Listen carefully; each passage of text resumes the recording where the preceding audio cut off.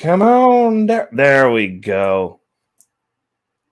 What's good, brother? How you doing? What's good, family? Just on my break, you know me about to spark up one chill shit. Dude. Yeah, I was like, well, shit. If you're on break, I'll chill. I'll stay up a little bit later to rock out with you while you're on break, man. Dude, Yeah, I ain't we had a really good show tonight. my bad about the lightning. Casey, Casey psychoanalyzing people to like find out why they tick the way they tick. This was a fun one. Yeah, I mean that's what economics is, the study of people. Nevertheless, Facts. Also true. Also true. And that's what you it's guys are doing, chilling. well no, we were so I actually went on a so did you see that what Myron on Fresh and Fit did to Abba and Preach? I actually had a reaction to that tonight. Got a little messy. I got my Daryl Long. I put Myron, my Daryl Long pans on. Myron and Fresh been beefing with Ab and Preach. Like, is it something new? No. Their live stream last night, he spent 30 minutes telling Preach that he was a monkey. And then they had a white dude on their panel Oh that was shit! talking about Preach chucking spears, and him and Fresh were making monkey noises for basically 30 minutes straight. I mean that's not nothing surprising though. Like they did the Preacher's wife look like a beluga whale, all that shit back in the day. You know what I'm Oh saying? yeah. Well, I mean, but my issue is this: like these motherfuckers from Sudan. All right, you gonna be from a shithole country, and you gonna come here and think that you can talk about people like that. And I understand that Abba and Preach aren't from here, but like if that's the way that he talks, also with the shit that he said about black women, Right. No, I both of don't those fuck things with together, fresh and I'm fit like, like you that. don't. No. I mean, I used to when I first got into the manosphere, like when I first got in the red pill space, like I fucked with them heavy because I was mad, Same, obviously. same. So, but I'm like, if you have these opinions and you're trying to co-sign when you and Fresh came here from other countries, I was like, bro, I'll turn into Eric real quick. Like, I'm like, I can talk shit about black people. You cannot talk shit about black people because you ain't us. And we made it so that you could be here, bro. like, show some fucking respect. The thing I don't Like, like about people like that is they just don't.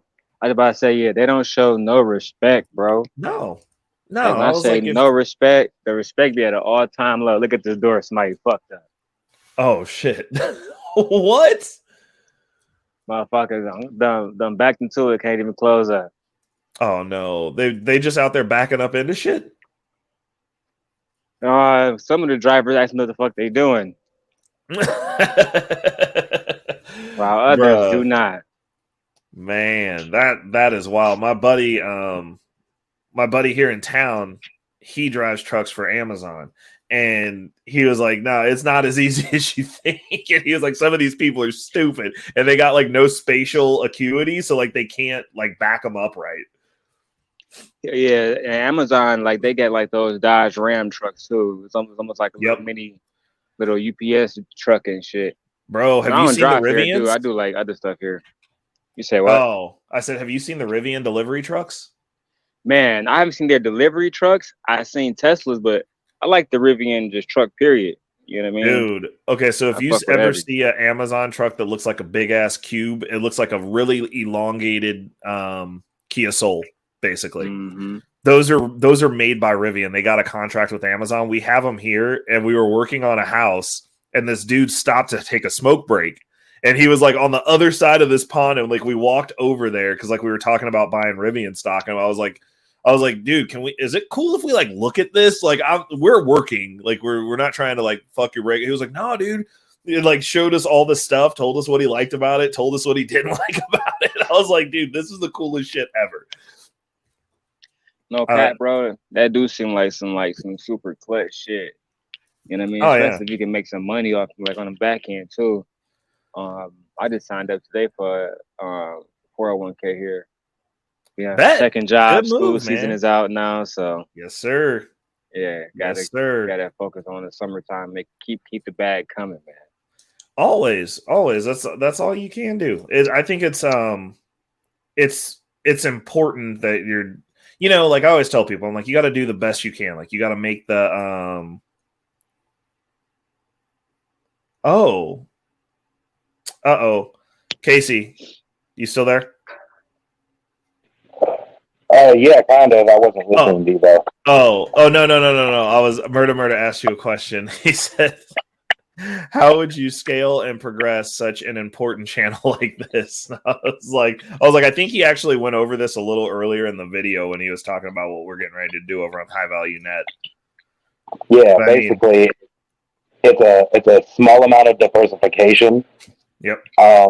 But really, the product already exists, and the need for the product already exists.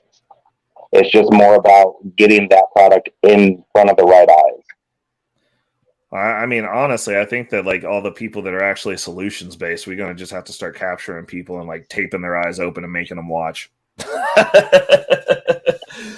Honestly, oh, go ahead. Like my time on YouTube, bro, is it takes so much work, especially like you guys are doing like real information, which a lot of people don't even come to the internet to see. You know what I mean, they come to the internet to see drama. They come to the internet to see bullshit. They don't really come here to see like your real conversations, one that they feel like they can grow from, especially ones that surround math for a particular set of people. I'm not gonna say which people, but you know, for a particular set of people, that's not a good conversation for them. It almost make them feel uneasy, in my opinion. Yeah. Oh, dude. Ray wants the clockwork orange. Wants the clockwork orange everybody into financial wellness. With the eyeballs, bro. Yes, I do. You know what's funny? What? I swear I've got a lag. What I was going to say is, you say that, man, but it feels like I'm cutting you off. No, we just cut each other off. That's how we talk. Like literally, that's how we talk when we're standing in front of each other, dude. Like we do this. Truth advertising. So, what I was going to say though is that, like, what I've noticed with people is it's not so much that they hate math. People hate feeling defeated by math.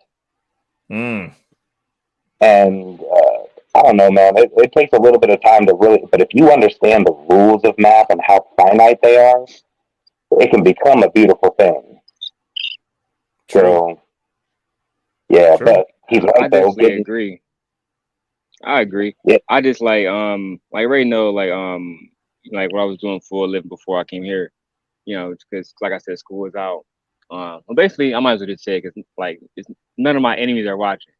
But so I was teaching 10th grade computer science, and basically they would say like basically science class for the last 4 months. And one thing I learned from working with African American students and Arabic students and even some white students was like black students don't excel at math like in my opinion we can excel. Like when I think about people like Dr. Kwanzaa, I hate saying his name, Kwanzaa Jimfufu, I think his name. He wrote a book called The Counter Conspiracy to Destroy Black Boys. And he was saying that like millions of black boys are competing to go to the NBA, which that's like a 5-year career job. Like that job doesn't even last long. You get what I'm saying? Right. You know, if we have more people competing, let's say if like there was a competition every year where all the black boys had to see who can get the best grades to apply for STEM scholarships or law degree scholarships or something that actually can help not only like get a good job, but you would be a rotating part of society. You know what I mean? Yep. If that makes it like a, or even if like you can get a what's that police degree they got the criminal justice? The criminal justice one. I know so many people who have gotten that degree and they now work for the Michigan State Police. And people think it's crazy, but you got to have that degree in Michigan at least to work for state police. Oh yeah. I mean, I just think that it's because culturally we don't value education the way that we should, or the way that more competitive cultures do. Like it's just not valued. Like I was on I did a panel with Black Man Unfiltered, and I was like, bro, hey, thank you, Murder 100. You know, I'll be trying to put it out. So like that's one of the other things is like you're going to be seeing a lot more stuff getting dropped out because I'm chunking my stuff down to topics. So that way it's a little easier to get through because I'm wordy. But I was on a panel last night and I was telling them, I was like, dude, we need to stop telling people that they can do whatever they want. Like we need to be like, you're going to be a lawyer. You're going to be a doctor. You're going to get in STEM. You're, like we're going to start valuing this stuff. Like you can't leave children to their own devices because they're going to want to do what's easy. And I agree. And be like, you can do whatever you want after you get this degree. I mean, you look at who's the dude that played Mr. Cho in The Hangover. He's a comedian. Cho yeah, I can't think of his You remember name, that guy? Yeah. I was going to say gay. Yeah. Yes. You remember, like, I remember he was talking about his life and how he always wanted to be a comedian. That man is also a doctor because his family was like, if you want to tell jokes, that's cool after you get this degree. Oh yeah. I remember one day They'll be funny then. One of his interviews. Yeah, and it's like I don't understand how hard that is. Like, if you really want to do it, then you'll go be a doctor, and then you'll go tell your jokes, or you'll go do whatever it is that you're trying to do.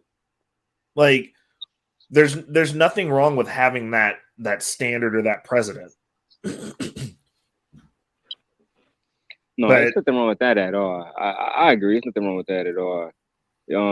I will say this though, when it comes to education, I feel like a lot of reasons why people don't, especially young people, don't gravitate toward it is because they don't see it being applied in a way that not only is like economically prosperous, but from a societal standpoint, it gains power.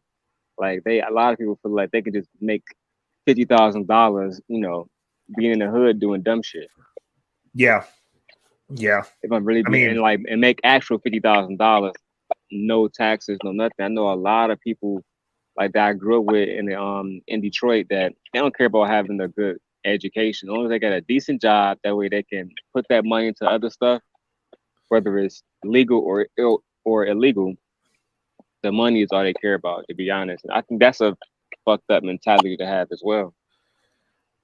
I can agree with you if you're because you're not looking at it as a tool. Then like you're looking at it as something else, and like all it is a tool. I think that being financially savvy, like you can go that route. Like that's it's an option, but you got to really be like involved in like building something at that point, like because it's going to be a harder road. So like if you're not moving in a financially sound way to where like you're building something and like you're starting to get that money to make some money for itself and like you're growing something, you're gonna eventually have a hard life because you can only break your body so much for so long, Well, and it's making money the end. It's making the money the end goal instead of a tool to reach your end goal. Right. Right.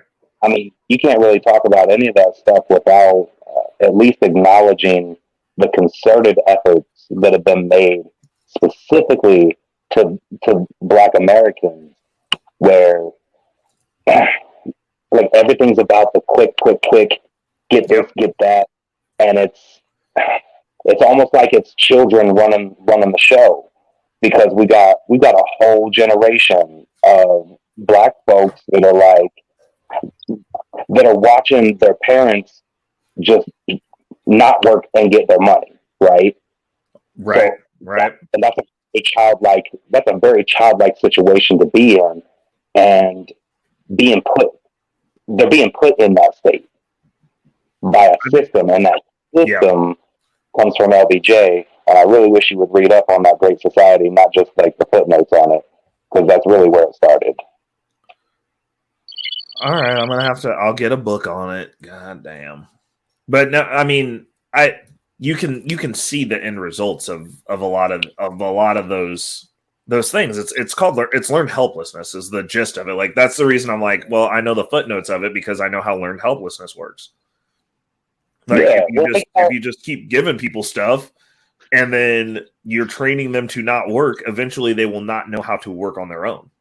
And if you do that to enough people, it'll be a self-perpetuating cycle because children are visual learners. Like you learn everything from looking as a child. So if you're going, everybody's sitting around, guess I'm going to be sitting around when I get older. Like you can kill a person's drive innately, like off the rip.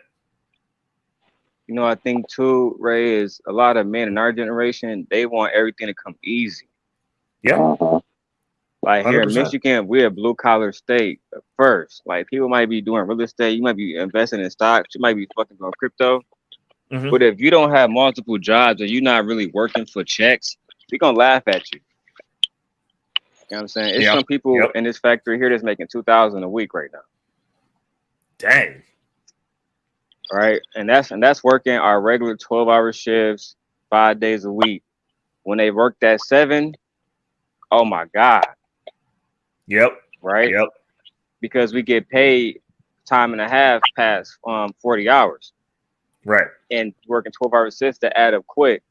So like, and you know, they match 401k, you get health benefits, life insurance, all that stuff is covered. Not to mention stock options, but that's obviously the 401k. But I think a lot of people like don't want to work so much. Like even when I meet so many YouTubers, and then like you've been in YouTube for like years, and you haven't really made like the money that you wish you would have made. I think that's when it's time for us to really be like, all right, it's time to like either look into another job or a different business, a different hustle, but something that's going to generate revenue. I think a lot of people just be wasting time.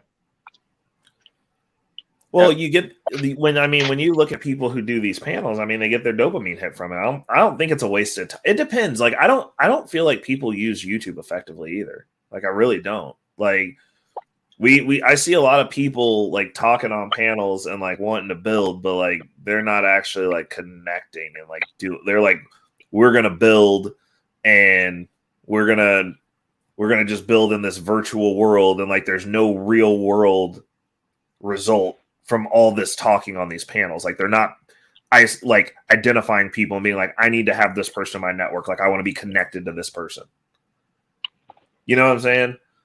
Like it's like they just get on the panel, they want to get their shots off, get their little bit of clout, and have people tell them like, oh, you got him, and then they just go about whatever they're doing in the real world. But there's a lot of really smart people in these spaces, and it's like, why ain't none of y'all connected? You know what I'm saying? I agree, but it just doesn't. Back to work. I'm probably about to lose signal. Like 20, 30 seconds.